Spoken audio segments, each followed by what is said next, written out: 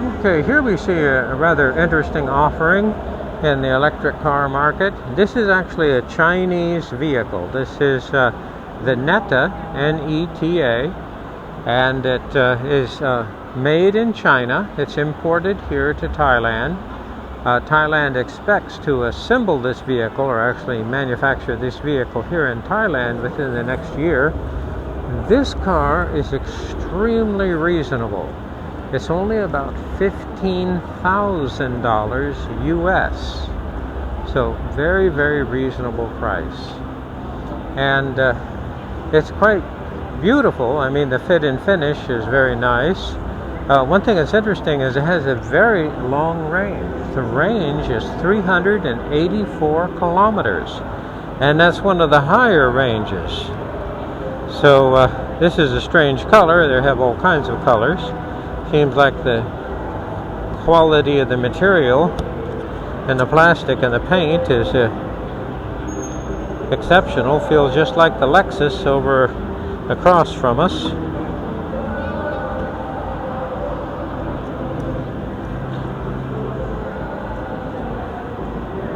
Certainly a beautiful paint job.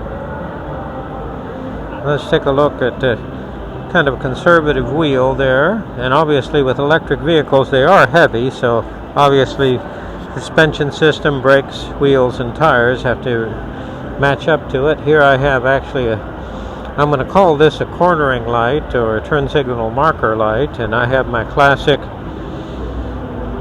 headlight, parking light, turn signal array. Now we're going to finish walking around the car, and then we're going to open it up and step inside.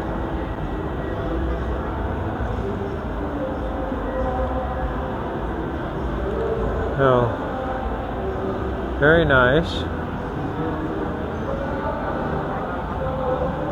Let's take a look at the back here. I'm going to go ahead and start off by just opening the back.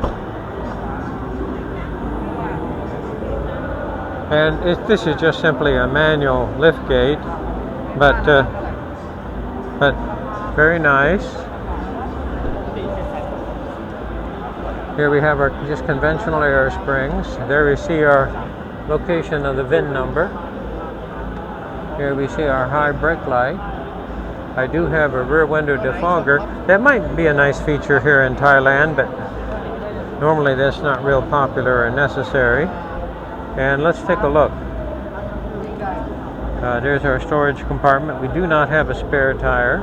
Many late model vehicles do not have a spare tire. And this is my level 1 charger. Level 1. Well, what is level 1? Level 1 is you plug it in at home and it takes 3 days to charge the vehicle. But there it is. Alright, let's go ahead and close the back. It closes nice and smoothly.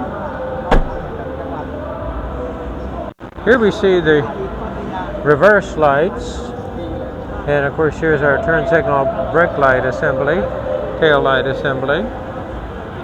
Let's take a look at this vehicle. This vehicle is for the Thai market, obviously, so the steering wheel is over on the right side, and notice that large liquid crystal display, and that kind of looks very much like a Tesla. There we go. Now, since this is kind of the economy car coming in at $15,000, I do not have heated and cooled seats. I do not have electric seats. They're strictly manual. They slide back and forth, and their back tilts, opens and closes smoothly, and I might be a little tight on leg room, and the front seats are all the way back, but certainly looks like it's going to be comfortable. Okay, taking a look at the NETA, let's see here. It looks like I do have a cell phone charger, possibly, or maybe that's an option. And I certainly do have a 12 volt and a USB port right here to charge a phone. Let's see, I don't have much of a center console well, but certainly have a place to set my cell phone and a nice cup holder. I'm missing a lot of the buttons on the steering wheel, and I certainly don't have my paddles like I do on the Lexus, but I do have some basic controls right here for volume, and here I can possibly change my radio station. Here's my turn signal, cruise control, and actually this is my shifter right here. Here's reverse, drive. It looks very much like a Mercedes. So I have the button for park, then reverse, neutral, drive, and park. And then here's my turn signal. And this is my wiper selection. So I have off, mist. So here I have the delay wiper, low and high. And here's my washer. And let's see here. Here's my bright dim control. So this is going to be turn signal. And this is my shifter. It's very much like a Mercedes. Up, down, park selection, and I guess what's happening here is cruise control. So there's drive, reverse, neutral, park. Interior is certainly nice. Do not have the lighted vanity mirror. Okay. The screen certainly looks impressive.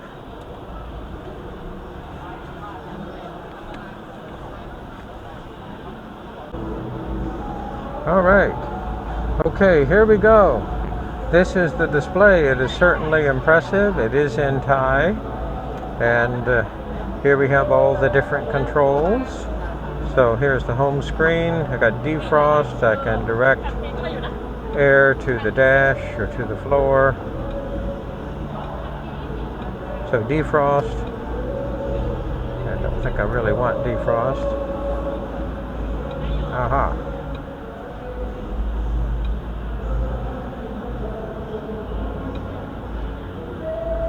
Okay. And here we have air conditioning. There we see we're 89% battery state of charge. Charging schedule, external power supply. So this looks like quite an impressive vehicle, and it's very, very reasonable. Very reasonable. Let's see if we can look at data. So here it's, I guess, a host name. I'm wondering if that's for internet or network access. Here we have the VIN, motor number, software version, our capacity. You know, obviously that's memory, so I'm, I guess, using 11.58 gigabytes of 64 gigabytes. There's my factory reset. I don't think I want to do that.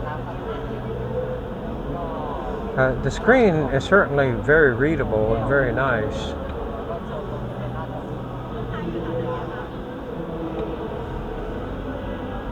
I can change the brightness settings, sound, and here's my language choices. Let's see here. I'll select English.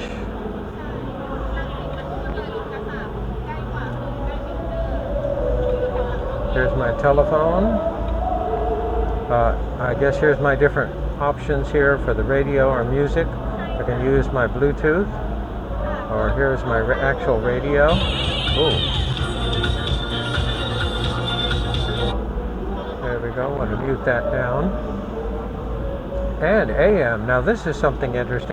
AM radio, that's oftentimes missing from many late model vehicles.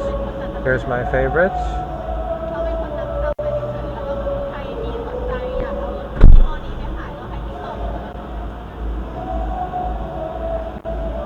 Okay, so state of charge.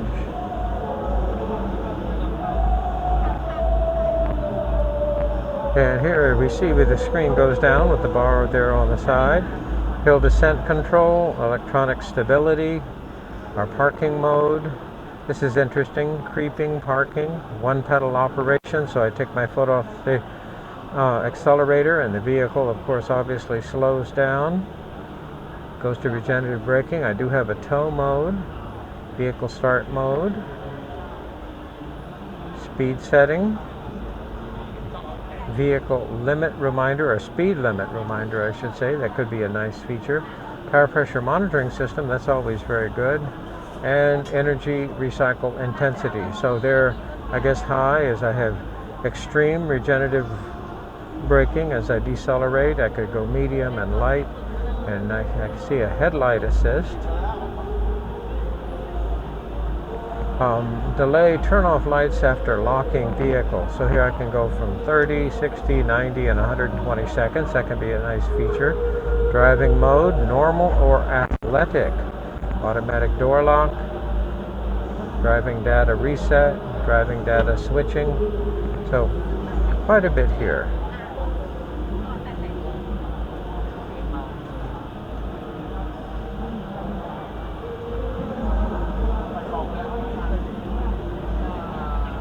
Charge, vehicle,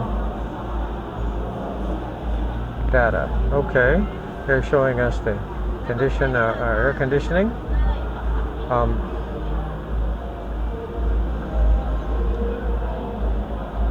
All right, and status of air conditioning filter. So apparently we have a very nice cabin air filter.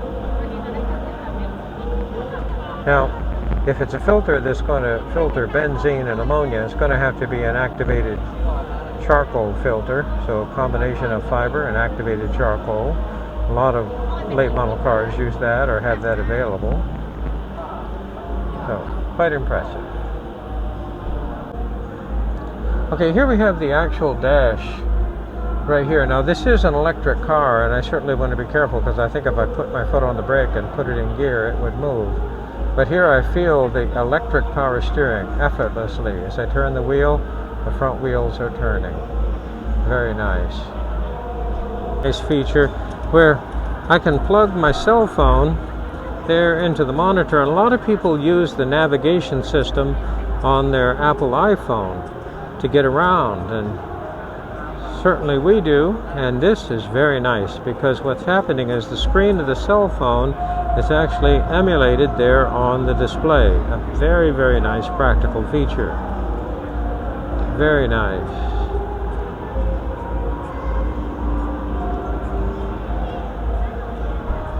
And actually, if you can see on the screen, this screen and the cell phone are showing exactly the same thing.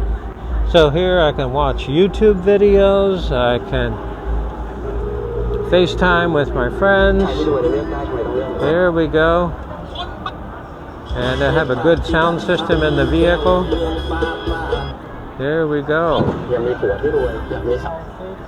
Quite impressive. And the quality of the image on the screen is very good. Very good. In fact, it's compatible with or comparable to what I'm seeing obviously on the cell phone.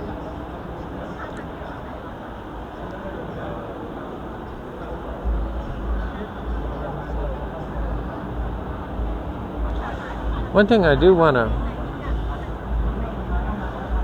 Very good. There comes the YouTube. One thing I want to point out here is on our display here we have state of charge, speed, and gear selection. And there I'm seeing outdoor temperature. I believe what they're trying to tell me is time. So it's 1:43 in the afternoon. And then here's my trip odometer and my conventional odometer, and this is my range. So with 85% of the battery, I have 349 kilometers to go. Okay, this is what it looks like under the hood, and well, there's not a whole lot to see. Some of the electric vehicles have the infamous frunk, but not this one. So here we see the fill for windshield wiper fluid, and that's about it. Here I see some critical data up here, and there's my VIN number. Now of course this vehicle is built in China, and certainly this is going to be a mean competitor to the rest of the world. Let's back up for a moment.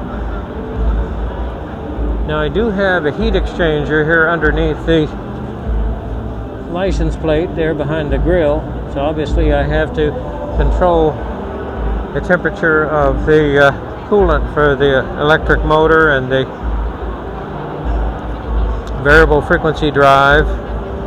and of course possibly the battery too, so battery electronics and motor electronics.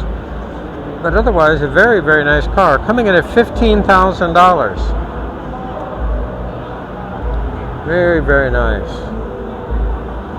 Now just looking at the quality of the paint, I'm really impressed. The finish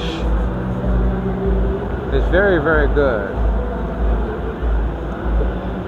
Now this is obviously a rather exotic color. I don't think I would choose this, but certainly it does stand out.